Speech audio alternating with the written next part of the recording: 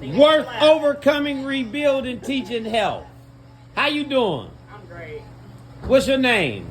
Tia, aka Chemist Ti. Chemist. Yeah. And where you from, ma'am? I'm from Dayton, Ohio, by way of Detroit. Ohio, and she from the D, y'all. So, this is our second interview today on podcast Worth overcoming, rebuilding, teaching, help. My name is Wallo Reall, and it's all about the real. We try to bring individuals on here, man or woman, to explain maybe some of the things that they faced on this planet, on this earth, on their journey.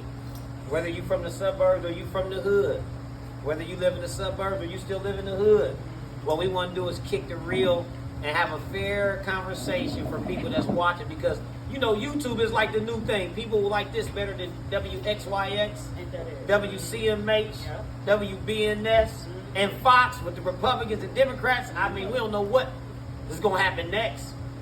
They signed that new bill. I know that, but this ain't politics. I ain't mad at the preachers preaching about God. I ain't mad at Farrakhan. I rap, so I like words and dialogue. Energy and strength is in the message. So today, this is mom figures. Not mob figures, but mom figures. For all the moms across the globe that want to reach out to me and DM me, Wallo B, the realist is my name, Wallo Reall. The YouTube is Wallo Reall. If you want to subscribe, send me a message, and you want to be on the show about what you've been through as a mother, what you overcame as a mother, your triumphs, where you are today. So your name again? Tia, AKA? Chemist Ti. So Chemist Ti. When I seen her, she reached out to me. She's like, yo, I'm really a chemist. I was like, oh, she really a chemist?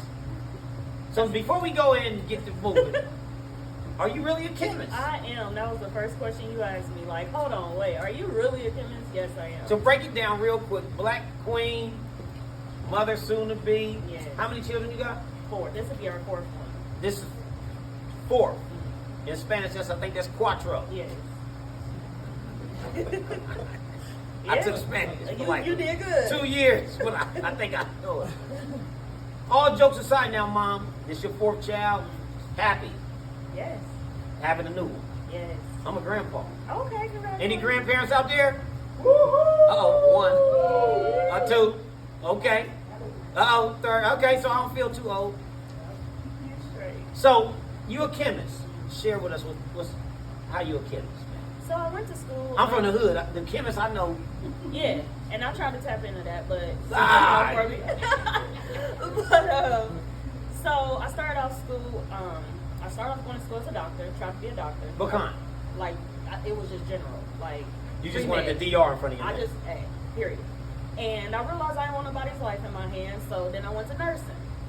I'm like, I don't want to wipe nobody's butt. Oh. Okay, so my family convinced me to go ahead and go to school to get my hair license. So I'm a licensed cosmetologist. You went from a doctor to a cosmetologist. Listen, because hey, that's a skill. You know, you're supposed to use your hands. But some of these women do need a doctor and I mean, tracks and wigs and weave and. Yeah. I ain't hating. Yeah.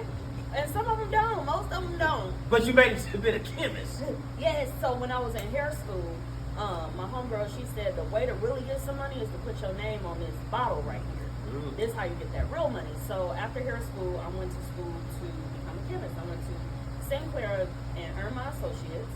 And my goal was really to work for a company, Chi, people who may use it for root systems, and be a chemist for them, right? But one post on Facebook snowballed into me now having a cosmetic manufacturing company where I formulate products for people who want to start. So hold on a minute. Hold on. So we blaming this on Facebook? I ain't blaming it. I'm accepting the blessing. Well, what I mean by that, y'all, is, you know, we throw Facebook down the tubes a lot of times. Like, I'm a big guy who goes to Facebook and I try to see what's going on and look at all the different people and their comments and their channels. But you said you took advantage of Facebook in the most positive way possible, making some money for your future. Yes, and I salute that, because people hate Facebook almost all the time. And you know what? This was before COVID, and this was 2016, 15, 16. So this was before people were really in tune with social media. I mean, we were on social media, but now since COVID, it's really times 1,000. So Yeah, my homegirl, she tagged me in a post, and that first client helped me invest into some equipment, and now I have a whole lab of my own. So I say a positive perspective produces a positive performance. So what I say is this perspective that I'm getting from this individual, this young entrepreneur, is she became a chemist off of the motivation from people on your Facebook. Now, what kind of chemist are you now? So I still do cosmetic manufacturing. So give us that, break that down. So basically, somebody says, man, I want to start a shampoo line. Okay, well, they seek out a cosmetic chemist to formulate it for them. So I'm the person they come to consult with, tell me what they want in their product, and I formulate. But don't you got to get a patent on that? Ain't it a little deeper? Ain't it a little deeper than that? Yeah, it definitely is it's a whole business. It's a whole thing for that individual who's starting that company. I'm like a Procter and Gamble to Johnson and Johnson. On your own? Yeah. My daughter in here, she an entrepreneur. You want your own shampoo, baby? Yeah. I gave her my card too. So I definitely told her to start. We want our name Johnson and Johnson, and yeah. So that's deep. Yeah. That's a little deep because I'm sure it ain't that simple. So you went to college for what? What's your degree in? In chemistry. So a chemist, when you get your chemistry degree, you can just start helping people. So you can get your chemistry degree and work in different areas. Now, people do specialize, just like you got a foot doctor, an eye doctor, things like that. So, like with me, I'm doing cosmetics. I'm also finishing my medical lab technology degree, so I can go into the lab and test out specimens. So when you pee or give blood or poop, or when they take a biopsy of your tissue, I will be in the lab testing that specimen. So that's the second part of being a chemist? It's another niche, like another focus. So that's your occupation? Yeah, that's what I do. So your job every day is what? My job 3 days. But I don't a week. see that many shampoos on the shelves. Ah! So My job now, 3 days a week is lab science. So with LabCorp, I work for them. So honey, I'll be back. I'm here to go to the lab. Yep. The laboratory. Well, I don't go there no more. I work at home, customer service. Yep. Hold on. So you at home? So what you doing? You ain't messing with beakers? No. See, that's what we think about. Yes. Okay. So when it's still a background. It's still a business, right?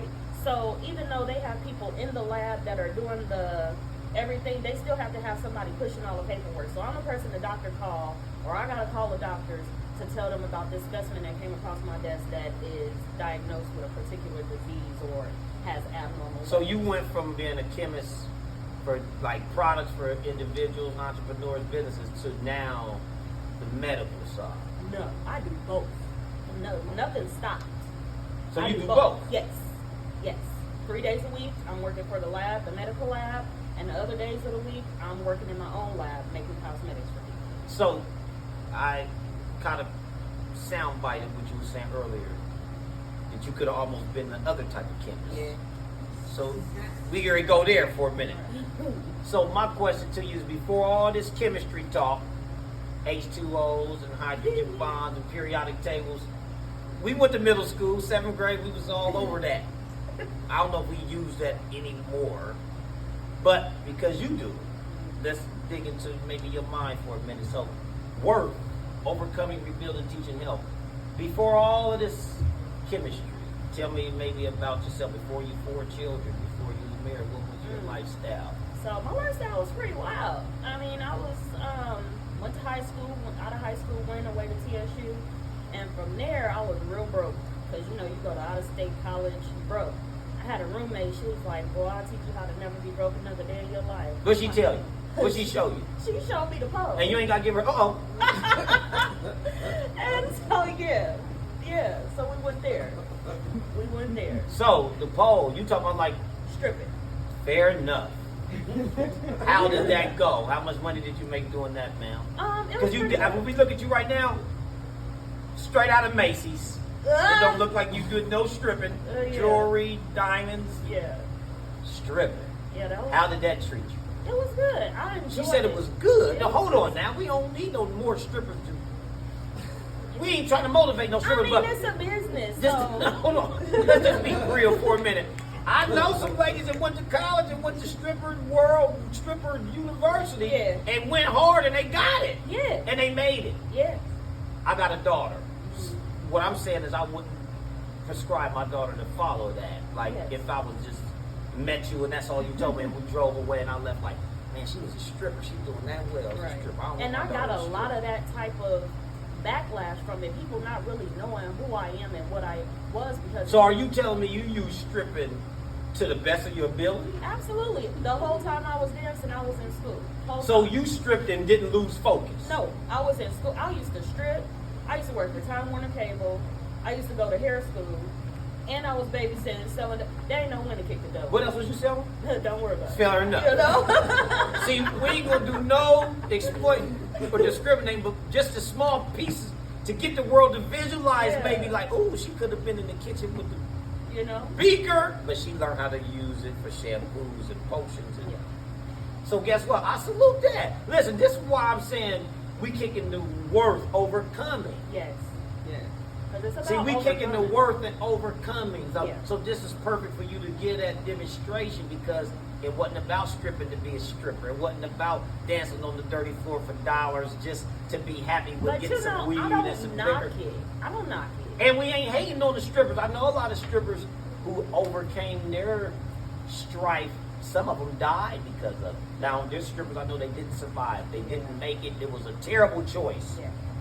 They didn't rebuild from it. Yeah. So maybe you the exception to saying the pole got you some dough, but also kept you maybe some type of self-control. Because maybe you didn't want to do that, and you had to do that because, like you said, you was broken. The girl said, well, you know you can get some money like this, but keeping your morals and keeping your respect and integrity. How did you manage to do that since you saying, because all strippers don't make it. All strippers ain't successful. Yeah, it's hard. And you got to get to a point where you really say enough is enough. Like quitting while you're ahead is not the same thing as quitting. You know, and it got to a point when the depression came, what they call like the depression around maybe 2000. You talking about the depression from stripping? I mean, just across the nation, people was... No, I'm talking about, but when you were stripping, did you get depressed from stripping? What made you stop? Because it was, again, so the depression that was coming amongst the people, the nation, also showed up in the stripper world where dudes wanted more for less. They wanted to touch. You talking about the $40? Yeah. Oh. Listen, not even that. Like, or more or less, like if you try to get a dance or something, they want to give you $2 instead of $20.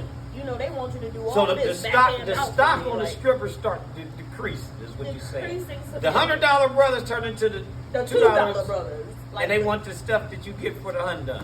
Listen. See, listen, I ain't gonna go there. I ain't gonna be playing with you about this stripping. I ain't playing with you. you. I sometimes my mind get to tripping because I don't normally have conversations with a woman this successful from what we spoke on. And I forgot about the stripping part. So that's why I'm trying to poke you a little bit. But because you're successful and you where you are today, so you had to leave stripping alone at one point though, right? Yes. And when did you do this? I did that when I got pregnant with my first baby. Yep, legit. I said, this is it. Even like it was a little bit before that when I just said, What's the most money you ever made for stripping? Maybe $1,000 a night. One night. One night. That was the most you made. You went home with a band like, man. Yeah, and back then that was a lot. Like now they making 20, 30, they making big bands. But back then in Ohio, that was a lot. 1,000 was a jackpot. That was a great. Yeah, because there's some strippers I know in Miami and in Vegas and in Atlanta. They was really 12 years in Atlanta. They'd come home and pour 20,000 on the bed. However, I respect woman. I got a daughter. I got sisters, nieces. I'm married. I got a wife. And I wouldn't want her to go strip just because I wasn't the man I was supposed to be. So I salute you for even sharing that part. So now we done with stripping. So where you are today in your life, would you give that advice to a young woman to go strip at this stage in your life from what you know? I'm gonna be honest with you. If I see that a girl ain't got nothing and she need to feed her babies, yeah, I'm gonna tell her go get that money because it's no stipulation to it. You know, if she has it in her heart and she say, hey, this is what I want to go do, first of all, I can't stop her. Only thing I can do is guide her and protect her so to make sure she does it properly.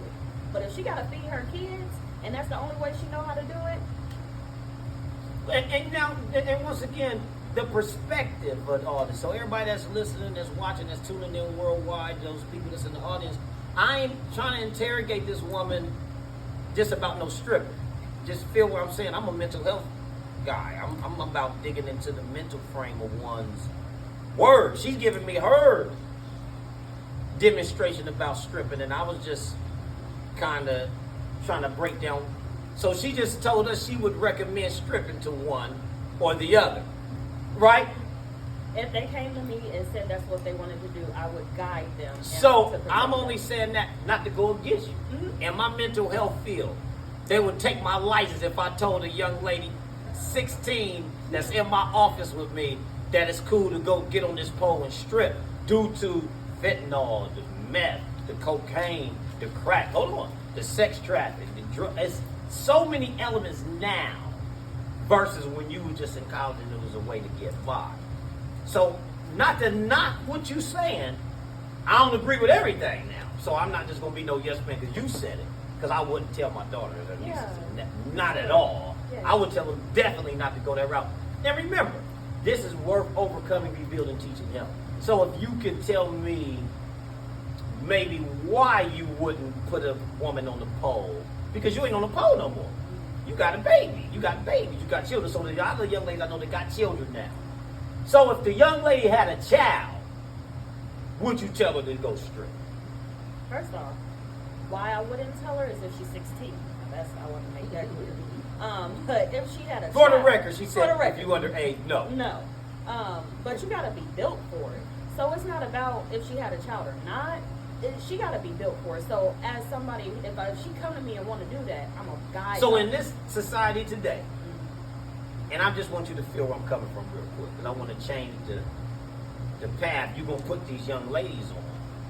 You hear what I'm trying to say? You're a chemist now. Y'all feeling me? What I'm saying is, why not put her on the chemist path? Why not tell her, forget the stripping, baby. Forget the stripping, little mama. How about what I'm doing now? I'm a chemist. I'm a wife. Remember, this is manifestation, the motherhood. All right? This ain't about, that was your path. I ain't knocking you. Hit the rock. You beat that pole up and got the paper. But now our society is super crazy. Right. They super lost. The girls fight more than the boys. I don't know if you watch YouTube or Instagram or TikTok. These young ladies, they fight more than the guy. Pulling out pistols, fighting. They don't even care about stripping no more. Bro, this and that. I mean, the young ladies is like sometimes more hood than some of the guys we meet. I'm just telling, I'm in the hood I don't know. I don't know. Let me make it clear. First off, she would have to come to me to want to do that. That's not going to be my first thing. But if she's not coming to you to strip, what other advice are you going to give her? She ain't even saying nothing about strip. Just go get a job. Here we go. So, but it's levels to it, because what if you got a woman who ain't got no ID? She homeless. She ain't got no birth certificate, no social security card. She ain't got nothing to show for. She just got her and this baby in a car.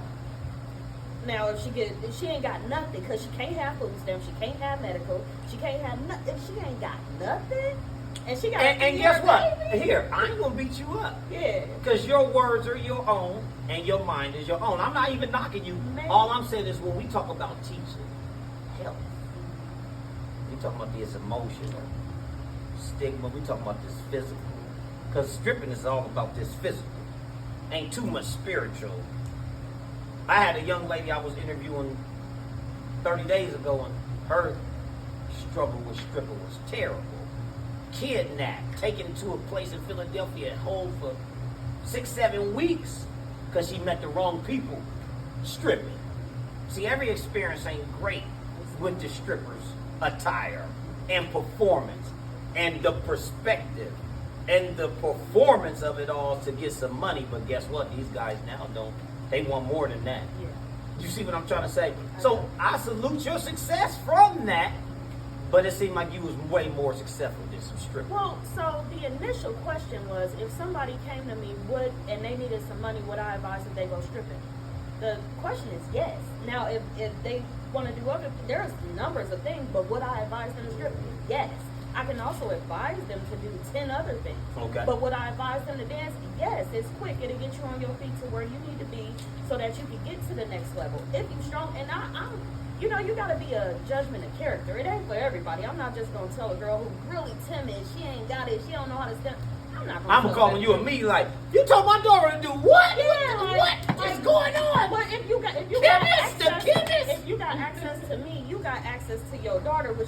shouldn't be out there trying to figure out a way to go out here and Unfortunately, make guess some what money. society has done to our neighborhoods, man? It has done. And a I ain't lot. going to just knock all our black men out there, because I'm a proud father. I'm a proud uncle. I'm a grandfather. I am a man who will stand firm for my children, my nieces and nephews. I got nephews in jail right now. I got nephews that been kissed, shot. I can't save them all neither. So I ain't going to take what you said as a jab for the black men, because the moms is present. The dads is present. We got these single parent homes. We missing the father figures. We missing our male. I go to prisons and rap. Young men telling me, I get out in 2077, I get in 2068. I ain't had no dad. I had a mom, but she had to do this and do that and do this. So remember, the manifestation of motherhood was, let's get to that. You did your thing on the stripping topic. We're going to flip the bounce a little bit. Give me your definition of the manifestation of motherhood. It's believing in your babies when nobody else does. And as the mother's perspective is what I'm asking. Yeah, the mother's perspective is literally praying for your babies without ceasing and knowing they're gonna make it. Like really speaking into them what you want them to be. Like my first baby, I used to have him look in the mirror and say, I'm strong, I'm smart, I'm handsome every day, because I believe if he looked at himself and said that every day, he would become that. And he will feel that for himself because he's looking at himself and saying that. So it's literally knowing that you can speak into your children that they can become whatever they want. So the manifestation of motherhood was based on that advice. You got daughters? All boys. Yeah. Boys can't strip though, right? I think they can. I'm just I ain't met too many guys who get advice about, man, go get on that pole, bro. I ain't gonna lie, I don't hear that. I'm just messing with you because we was beating up. Don't you do that to your son. Dad out there, so they ain't got to. So see there we go, right there. So this is why I let my black folks who care about their children, who care about their husband, who care about their motherhood and fatherhood and two-parent homes. I got a two-parent home. My dad wasn't there for me growing up with my mom. So it feel good when I can see people, meet people, interview people, or come across people that got two-parent households, because that means your children got both sides. Did you have mom and dad? No. So growing up, was it just mom or was it just dad? It was mom. And do you have any trauma that you might have faced growing up that, because you said you was broke when you was in college or high school. So Yeah. when you was growing up, what was it that you think you went through that kind of made you choose the path you took? Before you became a chemist. Before I became a chemist, I was going to be somebody. I don't know. I always felt like I was going to be somebody, but I lived in the hood my whole life till I moved out. It was just me and my mom. I was abused as a child. Verbally, physically. Yeah. mentally, Yeah. emotionally, Yeah. verbally. Yeah. I think most of us was somehow, some way.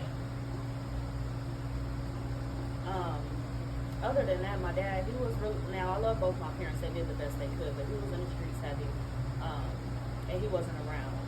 He got incarcerated a couple of times, and he just wasn't present, so, but he always made sure he reached out to me and made sure that he let me know that I was loved, that he loved me. He's been an amazing father for the past 15 years, like just present on everything that I do, regardless. Yep. So you have all sons, Yep.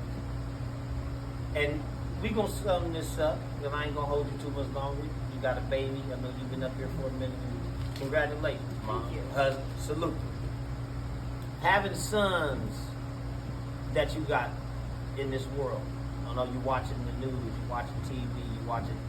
I don't know if you ever hear about Memphis, Philadelphia, Los Angeles, Detroit, Columbus, Ohio, Cincinnati, South Florida, the amount of homicides from our young black males. What's your son's ages? So we have 26. 26. We have, this year would be 13. 13. We have 2 2. and 4 months. Grown. Grown. The advice you give to your sons How do you keep them safe from this madness that's going on? You got any sons in prison? Not in the street. That's a salute. I salute that. So basically what I'm asking you is, what advice do you give to your sons to keep them safe from all of this stuff that you witness, like we witness on a daily basis? So I can take credit for my bonus son who's 26 because his father taught him and his mother taught him. Okay. You know, and he came out great. So, and I just can only imagine. Clap for the 26-year-old young black male who's not in jail, carrying pistols, selling cocaine and powder, and glorifying fentanyl on his Facebook. So if we go look at his Facebook, he ain't got a little black mask running around with no straps, switch. Excellent. And I ain't stereotyping every black young male neither. I'm just being real. When you go look at their page, we watch these young men get killed out here, man. And we like, they shouldn't have did that to Juju. He was this, he was that. And you say, hold on, go look at his page. You're like, oh God, he was a menace. Yeah. Yeah, it's terrible. So I salute you, Queen. You got sons that you raising. And do you know your value and know your worth now today more than never? And if so, tell me maybe how could you explain knowing your worth and value to the people before I let you get out? It's been in me, not on me. Always knowing that I can do better and have better. Being exposed to different areas of life and really having it in my heart to say, I know I can have better. And really working for that. From when my first child, when he passed. So you lost a child? Yes. He will be 13 this year. And how old was he when he passed? He was 6. And that was health, just a health situation? Yes, he had 2 heart transplants. So a heart issue. Yeah. I told you I had open heart surgery when I was 3. So, you know, the young lady who was up here before us was telling about heart. Yeah. So you can see something about your heart in this world really matters. For those out there that smoke and drink and abuse anything that affects the heart, I would say respect your heart. Love your heart. Love yourself. Love your soul and your spirit. I ain't no preacher or nothing like that, but I didn't even know you lost a baby. So how does that sit with you still today? I mean, it's tough. Yeah, it's definitely hard. I'm to a point where it's just hard. But I'm to a point where I can talk about it. I've grown from a little bit of a trauma from it, but it's hard. And what was his name? Gavin. So God bless Gavin's spirit and soul, and we ain't even going to continue to do that. It's a blessing that have you come speak about some of the things we talked about. And all I can say is manifestation of motherhood. That's what this demonstration was really all about again today. I'm going to give you a t-shirt. Hold that up one time. And this is just my gift to you. Been a magnificent black woman, married with a husband, a family, new baby, exercising, growth, and sharing truth. Work, overcoming, rebuilding, teaching health. Last question real quick. On the health perspective, what advice do you got for the world right now about how they should live, how they should feel, how they should overcome the problems that society throws on us right now? Eat to live. Cut off the screens. Work out. Garden. Find a hobby, but eat to live. If you eat to live, it'll clear your mind of so much that makes us sick and make us mentally sick and crave this frequency that's not for us. So. And when you say that, are you talking about like social personalities from the phone always been in your hand? Is McDonald's and Wendy's good for us? You know it ain't. Absolutely not. So I'm sure I won't get no sponsorship from them people at all from this last question. But listen, God bless you. Tell them your name again. Tia, aka Chemist Ti. My first chemist interview. Don't give it up for her. This was Work, Overcoming, Rebuilding, Teaching Health. And I thought this was a magnificent segment. And stand up one time, we're going to stare at this camera so then I can do my screenshot because my photographer ain't present, so we just don't move. Y'all know how the screenshot works, so that was going to be perfect. DJ, give me some music. God bless America. Once again, Work, Overcoming, Rebuilding.